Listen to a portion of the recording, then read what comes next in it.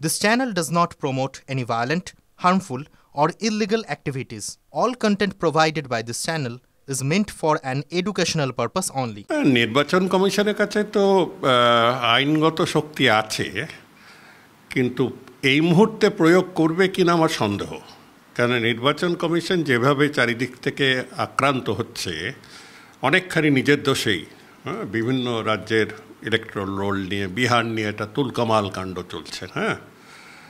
Maharashtra role নিয়ে কংগ্রেস তুলেছে, এখন ব্যাঙ্গালোর নিয়ে তুলেছে। চারিদিক থেকে ইলেকশন কমিশন তার কিছু বাড়াবাড়ি করতে গিয়ে এই প্রেজেন্ট কমিশন, মানে এখনকার যিনি কমিশনার এবং চিফ কমিশনার এবং তার দলবল, আর আগেরও মানে সবই মানে ইলেকশন কমিশন অ্যাজ সাচ চারিদিক থেকে তারা আক্রমণ বা তারা ধিক্কার সম্মুখীন হচ্ছে। অতএব আইনগত তার কাছে ক্ষমতা থাকলেও হট করে যদি কিছু আরও রূঢ় পদক্ষেপ নেয় বা আইনগতই বানলাম পদক্ষেপ নেয়, তারা কিন্তু আরও সমস্যায় জড়িয়ে পড়বে।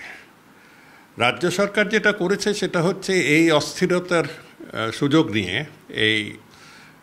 নিয়ে তারা এটাকে পুরোপুরি মানেনি।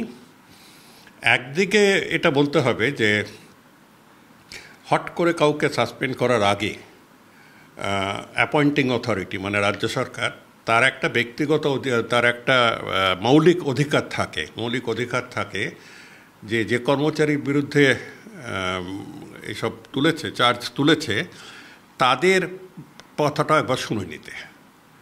রাজ্য সরকার বক্তব্য হলে তা আমার কর্মচারী, আমি সাসপেন্ড করব কি না সেটা আমার এনকোয়ারির ভিত্তি হবে। এটা আগে খুব কম হয়েছে।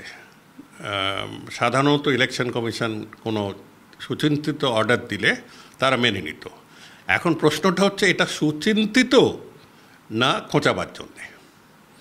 কথা নেই বার্তা নেই, হঠাৎ একটা চিঠি দিয়ে বলে দিলাম যে তুমি কালকেই সাসপেন্ড করে দাও সব অফিসার।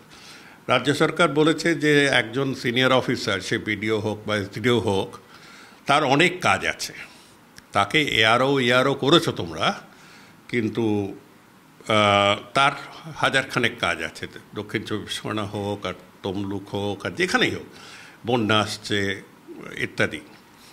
সে কতটুকু সময় দিতে পারে এই কাজটিতে?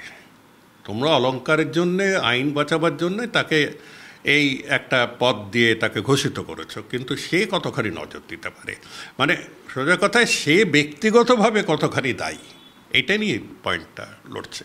পুরো লিস্ট তো তারা কখনোই বলছে না যে পুরো লিস্টটি ভুয়ো, কিন্তু ভারতবর্ষের ইতিহাসে কোনো দিন এইভাবে নাম কাটা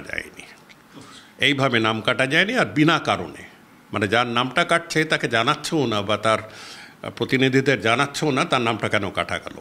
এটা আইনের একটা বেসিক, আমরা যেটা করি বেসিক রিকোয়ারমেন্ট, সেটাকে কিন্তু লঙ্ঘন করছে এই চিফ ইলেকশন কমিশনার।